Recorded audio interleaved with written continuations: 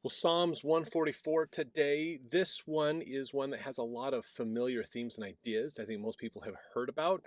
I do think this is one that a lot of people these days could probably agree with. And we'll talk more about that here in a little bit. But this one's a Psalm of David. He's talking about a lot of things around prosperity and God rewarding people for goodness, things like that. So let's get into this and then we can talk more about it as we go. So, verse 1 Blessed be the Lord my strength, which teacheth my hands to war and my fingers to fight. My goodness and my fortress, my high tower, my deliverer, my shield, and he in whom I trust, who subdueth my people under me. This is, again, I really think a lot of people today, if we were to ask them, like, what is the theme, which psalm would represent our day and age, I think Psalms 144 would be that. And truthfully, not because that's a good thing, but I think a lot of people these days are praising God for the goodness that He has given them, for the success, for the opportunities to overcome other people. I think we spend too much time worrying about overcoming evil in the world and not thinking about coming closer to Christ ourselves. So I think there's a lot that this psalm goes into that resembles our modern day.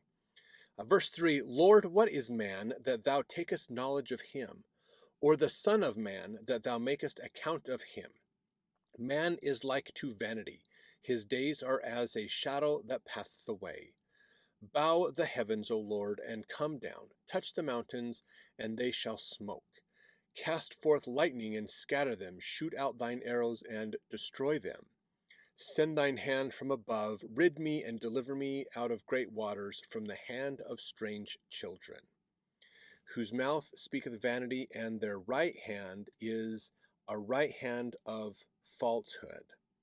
So this is talking about, being liberated, being freed from the enemies, having God come down and use natural disasters and things to dispel the wicked people and dispel those who are unrighteous.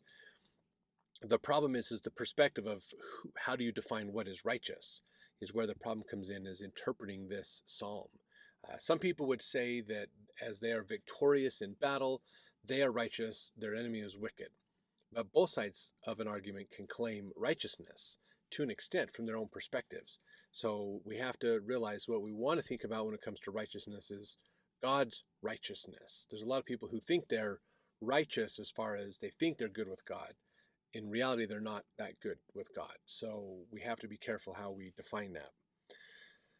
Let's see, verse 9, I will sing a new song unto thee, O God. Upon a psaltery and an instrument of 10 strings will I sing praises unto thee. It is he that giveth salvation unto kings, who delivereth David his servant from the hurtful sword.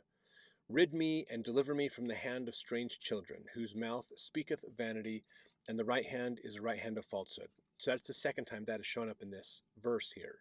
Not this verse, that's the second time that verse has been represented in this psalm, in this chapter. So again, this is David saying, praise to God for helping us overcome our enemies and our challengers. Verse 12, that our sons may be as plants grown up in their youth, that our daughters may be as cornerstones, polished after the similitude of a palace. There's some interesting visualizations of their expectation of raising sons and daughters they have. They want their sons to grow up like a plant, to grow up and get old.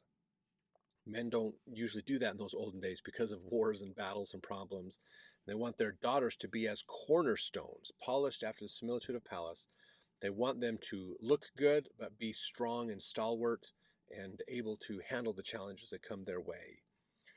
So let's see, verse 13, that our garners may be full, affording all manner of store, that our sheep may bring forth thousands and 10,000s in our streets, that our oxen may be strong to labor, that there be no breaking in nor going out, that there be no complaining in our streets.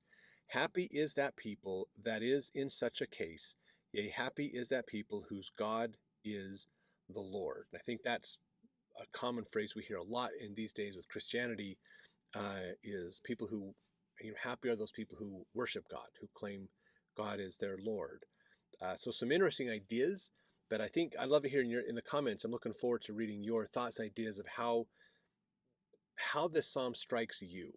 I think it's nice to take time to praise God and thank Him for the blessings He gives us, spiritual and temporal. But I think sometimes this one can be a little misconstrued if we're not careful on who's the blessed one and who's not. Israel fell into this. If you go to not with the Babylonians, they didn't, or the Assyrians, but it was with the Romans in 66 A.D. They kind of ran afoul of this in thinking that they were righteous, that they were amazing, and that God was protecting them, when that was not the case. Because in 70 A.D., they got trounced all over, which we're going to get into a little bit later in the Old Testament. So just some things to think about. I look forward to reading your comments about this, and we'll see you in the next psalm.